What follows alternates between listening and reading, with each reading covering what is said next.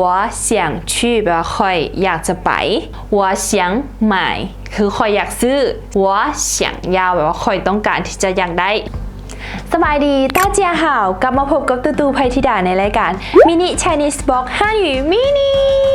และมื้อนี้ตูมี5คำศัพท์ที่จะมาแนะนำให้กับทุกคนเวลาที่เขาออกไปเที่ยวในประเทศจีนถึงแม้ว่าเขาจะบ่มีพื้นฐานภาษาจีนเลยก็ตามเขาสามารถนำ5คำศัพท์นี้ไปเที่ยวเล่นในประเทศจีนได้แบบสบายๆเลยเดี๋ยวเรามาเริ่มกันเลยเนาะ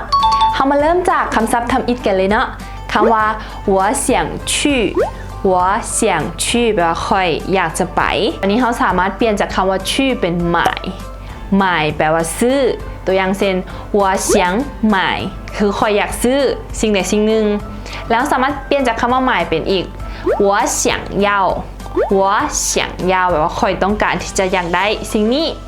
แล้วเขาก็สามารถถ้าเขาว้าวบ่ได้เขาก็สามารถเอาหูไปกับเจ้าเบิงและคำต่อไปคำว่า这个แปลว่าอันนี้และคำต่อไป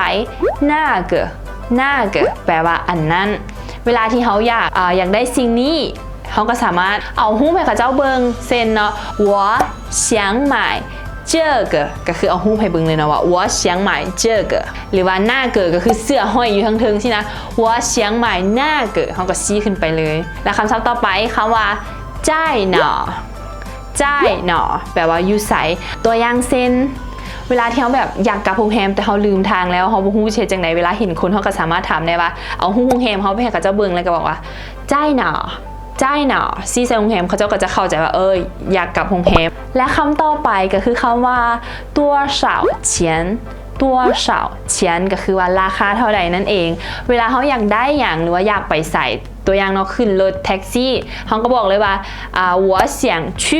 ตามด้วยฮู้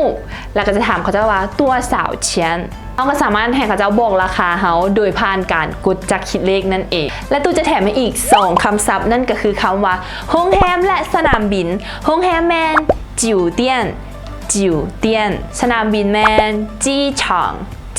าง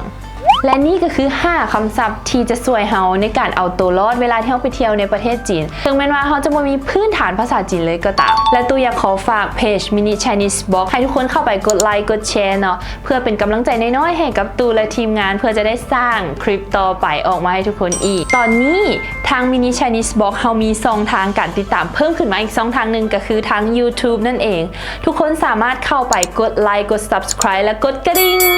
ของซ่องที่8 Channel ลาวพอในหันจะมีแบบว่ารายการหลากหลายและหนึ่งในหันก็เป็นรายการของตัวเอง Mini Chinese Box อย่าลืมเข้าไปกดไลค์กดแชร์และ Subscribe ให้เด้อและสำหรับใครเนาะที่อยากให้ตูเอาคำศัพท์ตัวใดมาแนะนำหรือว่าอยากให้ยกสถานการณ์ตัวใดขึ้นมาก็สามารถ inbox หรือว่าคอมเมนต์หาตูได้เด้อแล้วพบกันใหม่คลิปหน้าบ๊ายบาย